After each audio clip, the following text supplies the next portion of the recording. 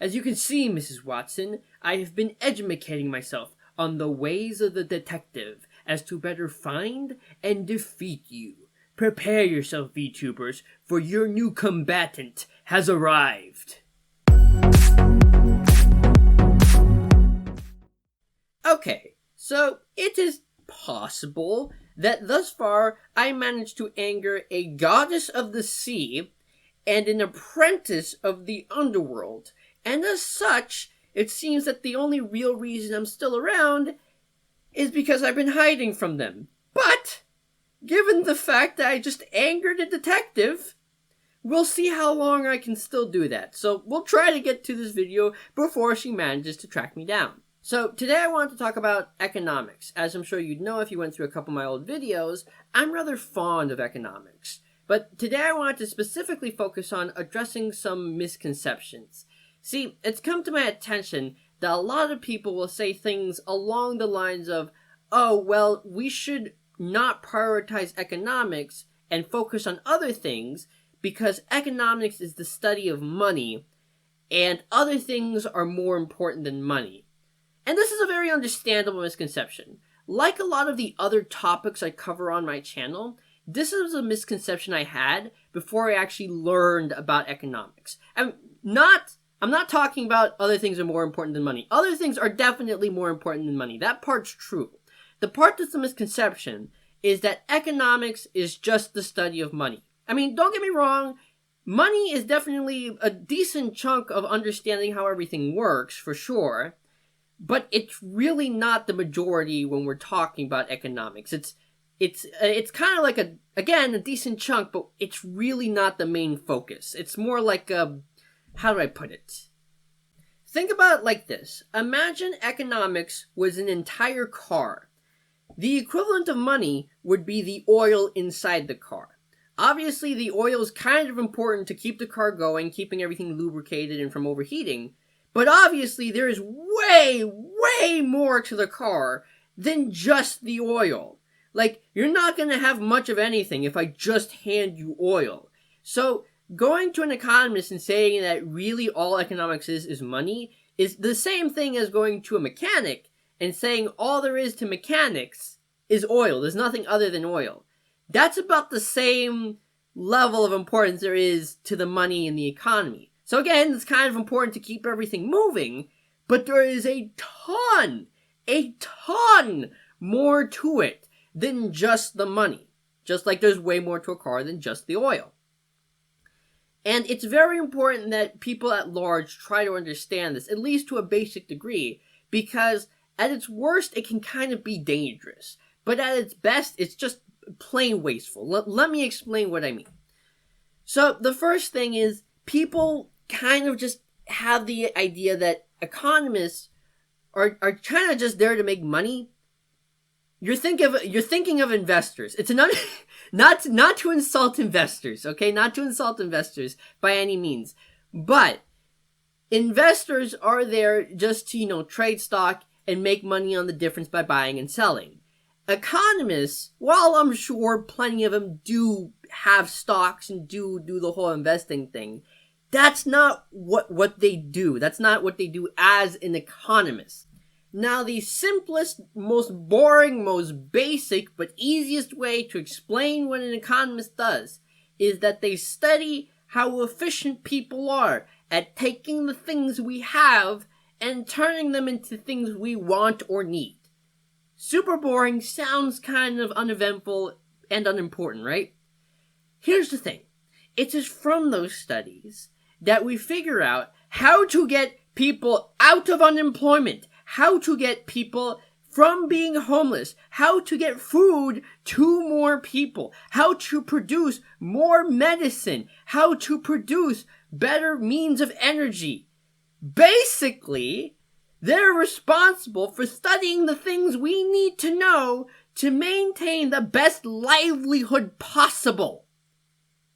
That's why they're so important. Like, the reason that we're able to use resources and everything so efficiently is because they figure out how everybody as a whole can do that. That's their job. So when people think that it's just money, they don't really heed the warnings of an economy. Like, because barely anybody knows any economist whatsoever. Understandably so, again. But the few people who do know anything, or anybody who's an economist, don't necessarily heed their warning because they think they're just like money-making people. Which again, they're not. So that's kind of why it's dangerous. Because then they'll tell us about things that we can do to improve our productivity, to decrease unemployment, so on and so forth. I mean, for crying out loud, the economic state is directly linked to the mortality rate of any given area. Like, the economy drops too low for too long, and the only thing being sold is the buckets that need to be kicked after that. So yeah, economics is smidge important. And off the top of my head, there are two real reasons why people should pay attention to how important the work of an economist is. The first of which, I think it deserves a thank you. I mean, when you do something that important that affects that many people, I would argue a thank you is in order. But to a more materialistic view, or point, I suppose, they also give us warnings about stuff that's about to happen. A lot of people could have avoided a lot of heartache if they had heeded the warnings of the economists. And granted, they're not psychic. They don't have a crystal ball that allows them to see into the future. That's not what I'm saying. But they have been studying this, so more often than not, it's a pretty smart idea to pay attention to what they say so that you can better prepare yourself for what's to come. Now, to circle back to something I said at the beginning of the video, some people might say things like, well, economics is important, economy is important, and we should pay attention to all that jazz, but there are these other things that are way more important, and we should focus on them instead of economics. And it's an understandable point to take, because believe you me, there are a ton of problems in the world that seriously need to be addressed. Here's the thing though. That is a very, very wasteful and inefficient approach to most of these problems. Let me give you an analogy to explain what I mean. Imagine that there was this road, and this road, everybody used this road constantly. But right now, this road is covered with a ton of logs and rocks and mud and everything else that you can think of. The equivalent of not paying attention to the economy to focus on the other problems is the same as having this problem with the road and having a bulldozer, and instead of using the bulldozer, going in and taking it all out by hand, and you saying, well, we want to focus on clearing the road instead of focusing on the bulldozer. So the point I'm trying to get at here is that for whatever reason, people seem to focus on economics as its own problem, so other problems need to be prioritized over that one. But in reality, what it is a science. It is a tool to help us fix these other problems. Much in the same way when we use microbiology to figure out how to fix people, or how we will use chemistry to find safer chemicals for us to use, so on and so forth. And think about it. Take homelessness, for instance. I mean, obviously doing things like giving them food and water and clothing is very, very important. And because economics doesn't work at an immediate rate, we do need to do that. But ultimately, what these people need is jobs and houses and means of doing these things. And ultimately, one of the major factors in being able to give these people those main important things is how the economy is doing. So we need to figure out how to make it so that we can give them job opportunities and places to live, and how to get resources to them that they need to flourish on their own. And the usefulness of economics spans way, way, way past just what seems to be immediately attached to the economy. Take the environment, for instance. If you watched a video I made a little while ago called The Green Side of Quarantine, then you know that I very much care about the environment. If you decide to watch that video, fair warning, the audio isn't as good there as it is here, but I'm getting sidetracked now. Point being, that economics can be used to help the environment, despite popular belief. Well, that's another misconception. Specifically, people think that economics is very, very bad for the environment. But hear me out on this, okay? Now, what I'm pretty sure is common knowledge by this point is that one of, if not the biggest factor in the damage that's been done to our environment are large companies that just really don't care what they do to it. So most people will think, okay, what do we do to fix this? We should put laws in place to make it illegal to do these things, and then we should vocally share our feelings with the company to get them to stop doing these things. And both of those are good ideas. They have caused a lot of change thus far. It will probably continue to make a lot of good change. But, arguably, one of the best ways and the most effective ways to get a company to take care of the environment is to simply make them want to take care of the environment. I know that sounds admittedly kind of impossible. It did to me as well when I was learning about this. But stay with me on this. Now, I won't go into all of these details because, frankly, I could probably make a whole video on its own, and maybe I will. But the short of it is that there was this economic idea. I read it in a book. I'll leave it down in the description below if you're really interested in it. But in this book, it described this idea where what you could do is you could create these passes. And then you could make it so that companies could buy these passes, and then they could use these passes to pollute a certain amount.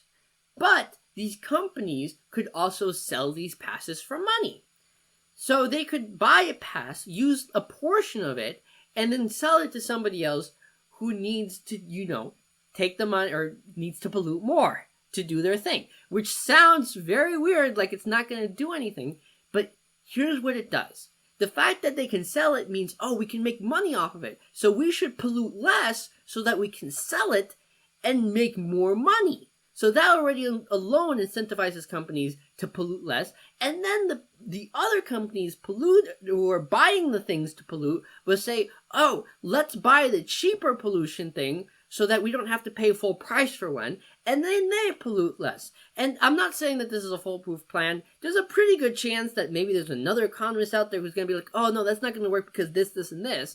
What we should do is this, and this. And you know what? If there's another plan that I'm not aware of, that's great, and we should definitely look into it. But the point I'm trying to make here is that if we use economics, we can definitely come up with different ways, and arguably some of the most effective ways to deal with these kinds of problems. I mean, another example is that there was an economist who's trying to save whales by showing everybody just how valuable they are. He found a way to really give what at the time, or for what right now is the most accurate way to measure this, the price of a whale, to show people how valuable whales are. I'll leave that video down in the description below if you want to see that as well.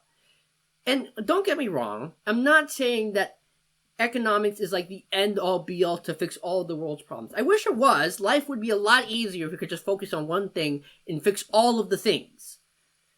But what I'm saying is that, like I said earlier, it's a tool. It's a science. And to not use it, it's wasteful. It's like building a house and not using the hammer. So hopefully I was able to knock out some misconceptions and show you guys just how valuable economics can be. I hope you guys enjoyed the video. Please tell me what you think of this new format. I'm trying to figure out which way I should go with this kind of thing, so I'd really appreciate your comments down below.